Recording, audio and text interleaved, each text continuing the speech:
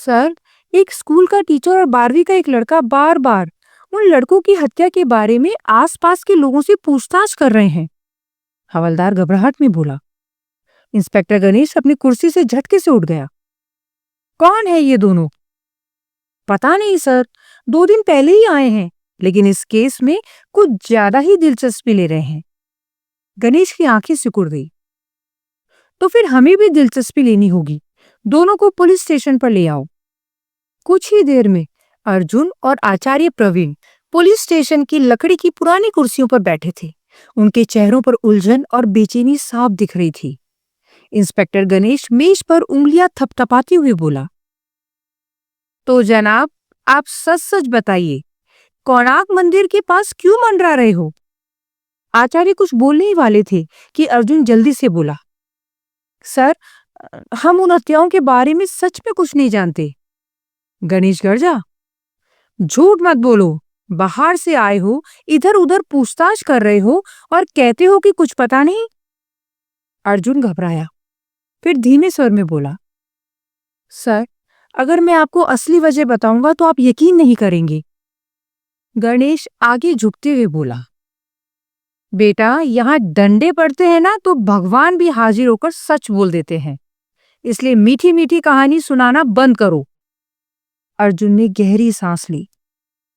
Sir, मैं झूठ नहीं बोलना चाहता, जो हुआ वही बताऊंगा। और उसने रणथंभौर की हर घटना, ऋतुघ्न, त्रिनेत्र गणेश मंदिर, अगली अमावस्या, दिवासुर, सब कुछ बता दिया। कमरे में सन्नाटा भर गया।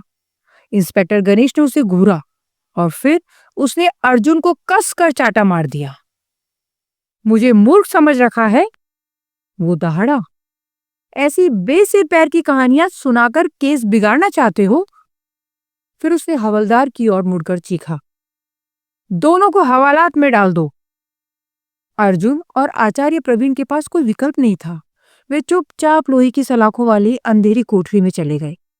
गणेश की आंखों में अब भी गुस्सा था, लेकिन मन में एक अजीब सी शंका पैदा हो चुकी थी।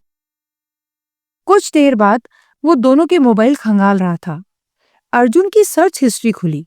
उसमें हर जगह ऋतुघ्न, मणि, अमावस्या, दिवासुर के बारे में जानकारी थी। कई मैसेज, सर, कृपया मेरे माता पिता को समझा दीजिए, मुझे कोणार्क जाना ही होगा। ये मंदिर ऋतुघ्न से जुड़ा है। आचार्य प्रवीण के फोन में भी वही बातें, वही आग्रह, वही बेचैनी। इंस्पेक्टर गणेश की भौहें तन गई। क्या ये दोनों पागल हैं या सचमुच किसी बहुत बड़े खेल में फंसे हुए हैं? फाइलें, रिपोर्ट्स, फॉरेंसिक, ऑल ब्लैंक, कोई सबूत नहीं। चीफ मिनिस्टर का व्यक्तिगत दबाव बढ़ चुका था और खबर तो ये भी थी कि चीफ मिनिस्टर ने अपने एक बेहद खास इन्वेस्टिगेटर को भी इस कार्य में गुप्त रूप से लगा दिया था। गणेश अब दुविधा में था। क्या इन दोनों कैदियों की कहानी सिर्फ वहम है, या इन्हीं के पास वो धागा है जो मुझे उन 4 लड़कों के कातिल तक ले जा सके? कोणार्क के अंधेरे में सवाल ज्यादा थे, जवाब कहीं नहीं। इंस्पेक्टर गणेश को पहली बार लगा शायद ये मामला सिर्फ एक हत्या का नहीं, एक प्राचीन श्राप के जागने का संकेत है।